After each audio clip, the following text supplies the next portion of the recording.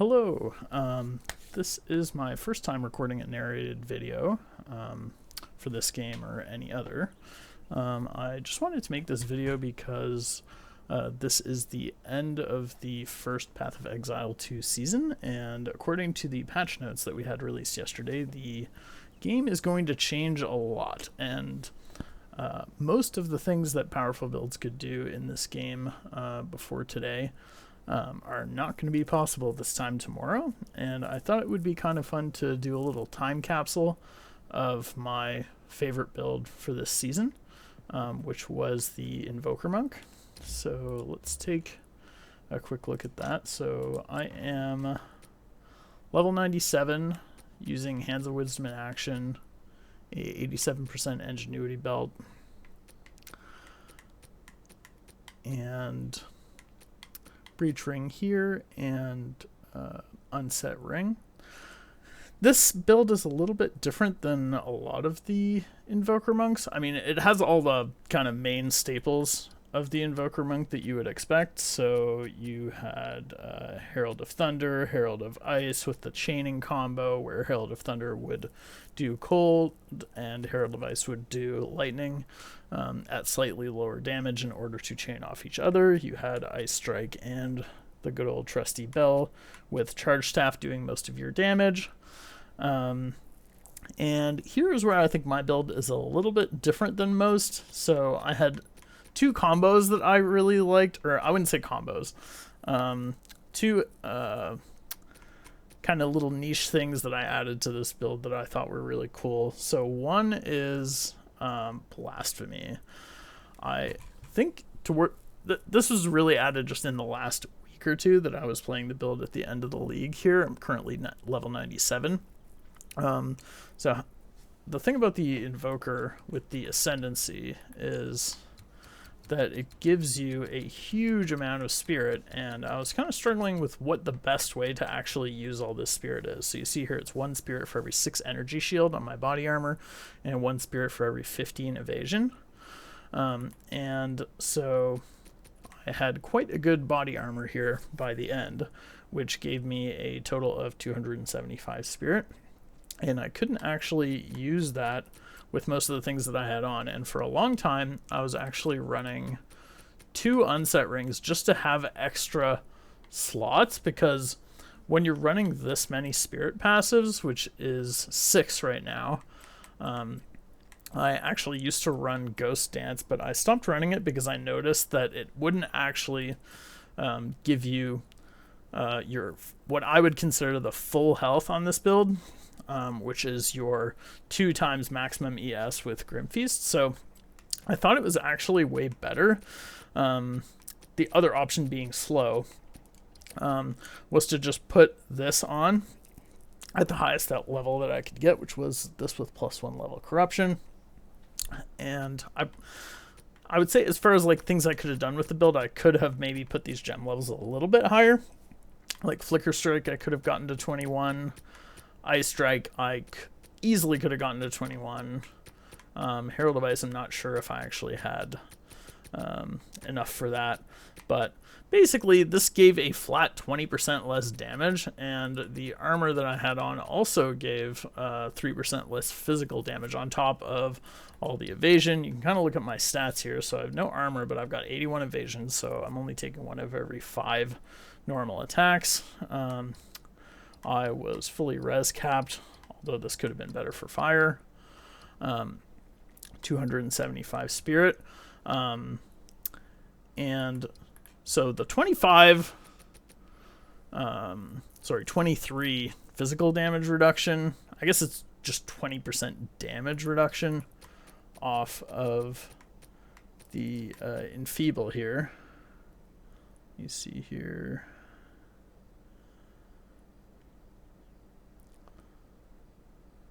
Yeah, just deal less damage. It's not a physical damage reduction. So how this build worked, for anybody who had never really seen it, I mean, if you haven't, you probably haven't played this game. So we were getting charges with Combat Frenzy every time we freeze something. We were freezing something almost one shot. My Ice Strike, which was my main attack, it's saying it's 140. I had this tooltip up to like 150, but there are some things that I'm doing which are not adding to the tooltip, like this giving cold exposure. This is mostly a bossing thing. I have sometimes switched this in and out because I really, towards the end, even in T16, T17 maps, I did not need cold exposure on regular enemies or rares. I was basically 1 or 2 shotting every single thing, and usually 1 shotting every white monster on the screen every time I put it down, or every time I hit something. The other thing that I didn't see most invokers doing either was Flicker Strike. I really like this attack. It is really fun, but it's also like, it'll get you killed, just straight up. Like, it will double your efficiency when you're doing breaches and stuff like that, and it will also, in a weird way, it's almost like a defensive thing. It's like, it'll get you killed, but it's also defensive. So it'll get you killed when you use it, when you don't need to use it to stay alive.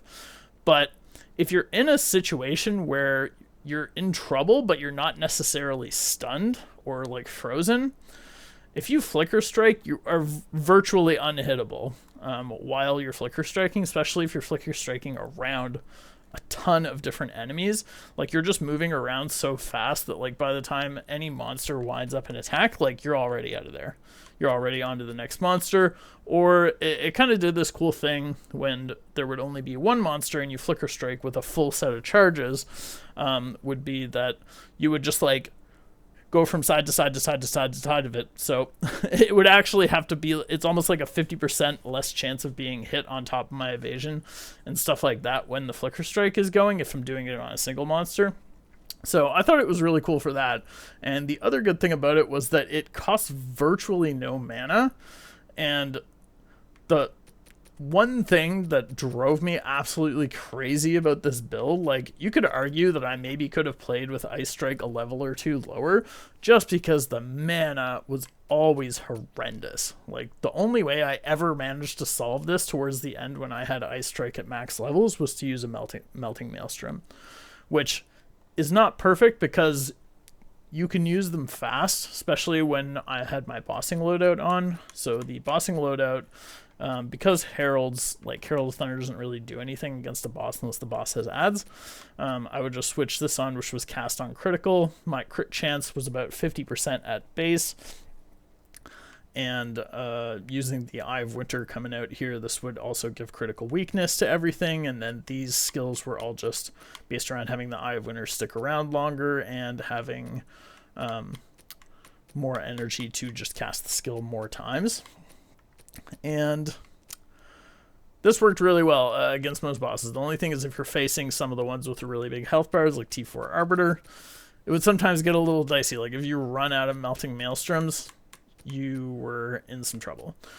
For a very long time, probably until I was level 95 or something like that, I actually didn't play with Hoa, partly for this exact reason. So Hoa does not give you any mana. I put some mana regen rate on this, which helped a little bit. I actually had to put a fire gem on here when I made some other changes to my build,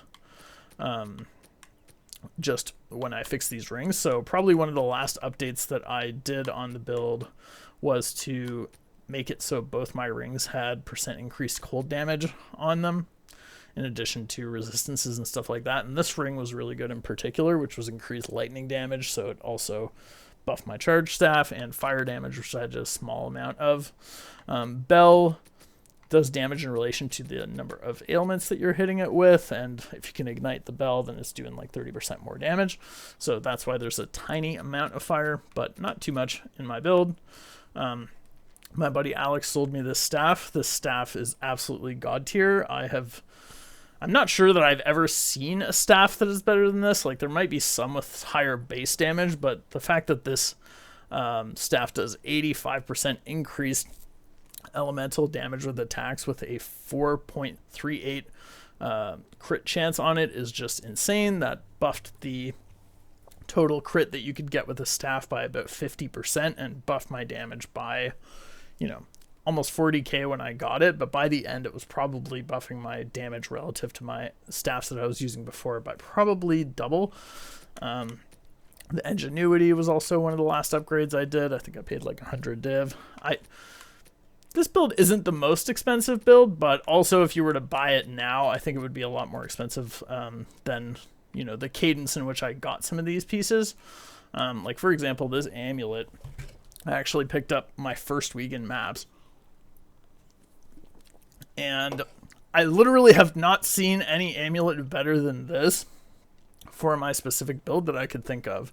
One of the other real points of tension on the build was getting enough attributes to use everything at the higher levels. Like where I am right now, which is 184 dex, 237 int, and 68 strength, is literally the minimum of all these stats that I could have used for the gem levels that I'm using and the gear that I'm using. Like,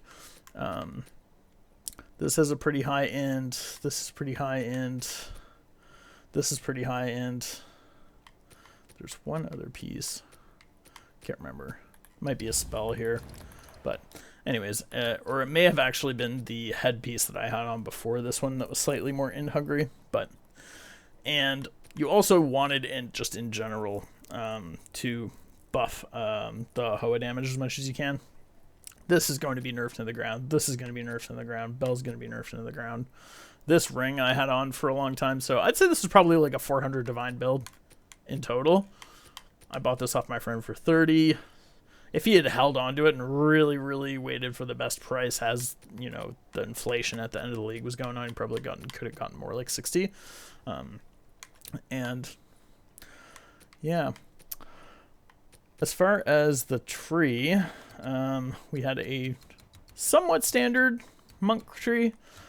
So we were just getting the crit here. My regret was that I kept having to take these 5% increased damage things off. In the end, I decided to go with, I could have afforded to put those back on if I got rid of these. These actually are quite a lot of damage, and it's one of these things where it's not really tooltip damage, as I said. If I had gotten 3 more levels, they probably just would have been put into basically all the nodes that I didn't already have selected that were increased crit damage bonus. I did some cool things with jewels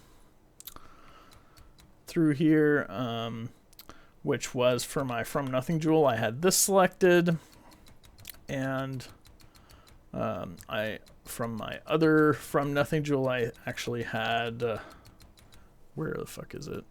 It's like way over in the warrior tree, this effect that I got. I'll find it. Maybe I'll just look at the From Nothing. Okay, here we go. Or it's the Megalomaniac, that's what they're called. Hallowed. So, Hallowed is a really good skin. The 20% increased stun recovery. This is a stat that you can get almost nowhere on the tree. Like, I think it may be the only node that actually says stun recovery.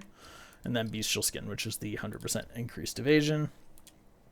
That was what I was using for this. The second problem, other than mana, that I had with this build was just pretty much the only way that I could ever get killed is getting frozen or stunned.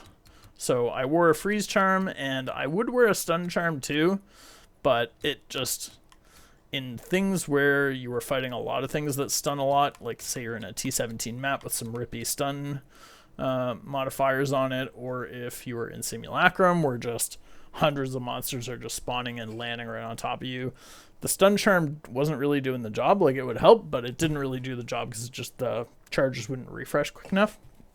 So that's why I decided to use my jewel on this. I also used a another jewel here to get these nodes over here, which are extremely good. So this is 40% increased damage if I've done a crit recently, which is basically just 40% increased damage and crit chance. Then Ellie Res on the tree, which is pretty rare, and 30% increased elemental damage, which is buffing all my damage. Strangely enough, on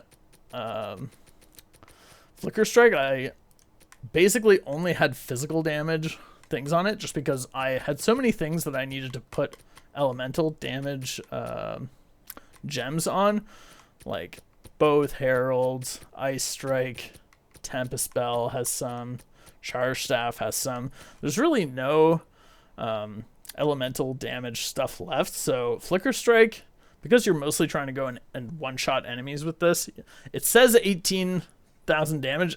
It does way more damage than that. I don't know how this tooltip calculates things, or if I just have so many gems here that are non-tooltip, but it does way more than 18,000 damage. Like, I was clearing like 60 monsters in breaches in under a second, and just really smashing through things. And breach in particular is where this was actually the best. It was also good in ritual, but breach, you would just go absolutely crazy if you had enough targets with this. And this gem here is probably one of the biggest reasons, which this is very good on pretty much all of my skills, but 100% more crit chance on full life enemies for Flicker Strike was just doing so good. My crit multi is so high that, you know, this tooltip's just not showing.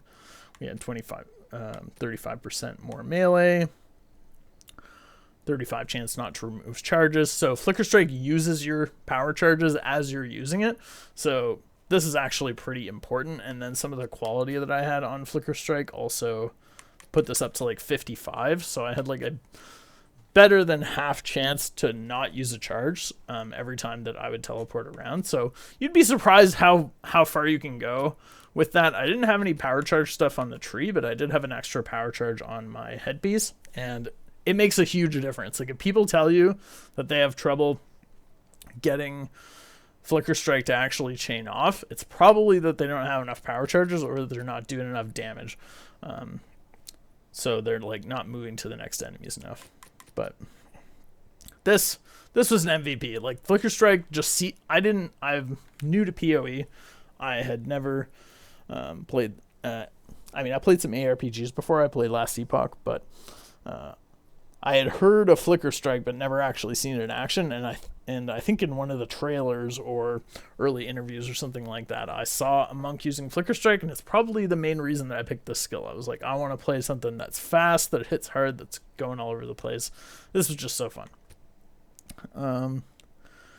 Then this here. Oh, this was a kind of an interesting innovation that I had. I probably put this on around like level 90 or something like that. Was I had to move one gem that I had on Flicker Strike to Charge Staff or something like that. And this actually was pretty good. So this 2% more is multiplicative. And so this combo could, I think it goes up to 12 or something like that. So 24% more, which is multiplicative, just felt really good when I put it on. And here, this was kind of like my one free gem slot, where if I just didn't have so many skills, this would have been good, was just to break armor. And this was nothing if you were fighting some tough enemies or fighting a boss, was to break its armor and make it more, basically makes it more vulnerable to Flicker Strike if you get in one of those situations where you're just teleporting back and forth on one enemy. So I think that actually does something, but with the new gems that they're putting in the game tomorrow, I'm sure that if I were to remake a Flicker Strike build, that this would not be on it. Blasphemy, just everything that buffs curses. Grim Feast, rip Grim Feast, you did well. Wind Dancer, one of my friends told me to put this on over Ghost Dance a little bit early on, and I wasn't totally convinced, but by the end, this was actually funny. Like, I'd go AFK, and monsters would come up to me, and the Wind Dancer, I guess, is like taking some of the attack off of your weapon, and so things would hit me, and it would just like explode and trigger all my heralds and trigger like all the stuff that makes this build good and just blow up the entire screen. It was kind of hilarious. I also, a lot of monks did not use this, but because I was using CI, which makes you immune to chaos damage, and thus had no life, I wanted something to use on the button, so I play on controller, so I wanted this here to replace my mana flask, and it's pretty fast. I would say it actually probably puts you back to full faster than most mana flasks would, and I had some supports on it where I was more resistant to stun while doing it and stuff like that, so that actually worked quite well.